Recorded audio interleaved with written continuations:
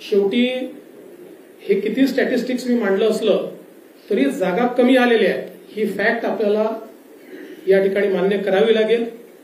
आणि एकूणच या निवडणुकीचं नेतृत्व हे एक प्रकारे भारतीय जनता पक्षामध्ये मी करत होतो, त्यामुळे या ठिकाणी जो काही पराभव झाला असेल, ज्या काही जागा कमी आल्या असतील, याची सगळी जबाबदारी ही माझी आहे, ती मी स्वीकारतो।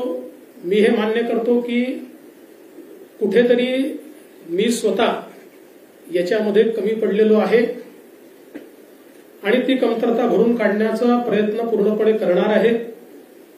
त्यामुळे हा जो काही भारतीय जनता पक्षाला या ठिकाणी सेटबॅक महाराष्ट्रामध्ये सहन करावा लागला, याची सगळी जबाबदारी ही देवेंद्र फडणवीस मी या ठिकाणी स्वीकारतोय।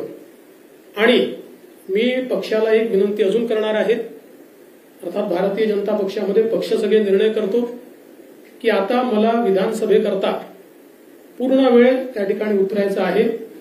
त्याच्यामुळे मी भारतीय जनता पक्षाच्या शीर्षस्थ नेतृत्वाला ही विनंती करणार आहे की त्यांनी मला सरकारमधनं मोकळं करावं आणि पक्षामध्ये पूर्ण वेळ काम करण्याची त्यांनी संधी द्यावी, जेणेकरून ज्या काही कमतरता राहिल्या आहेत त्या कमतरता पूर्ण करण्याच्या दृष्टीने मला माझा पूर्ण वेळ देता येईल। अर्थात बाहेर राहिलो तरी सरकारमध्ये जे काही आम्हाला करायचं आहे ते आमची टीम करेल, त्यांच्यासोबत मी असणारच आहे।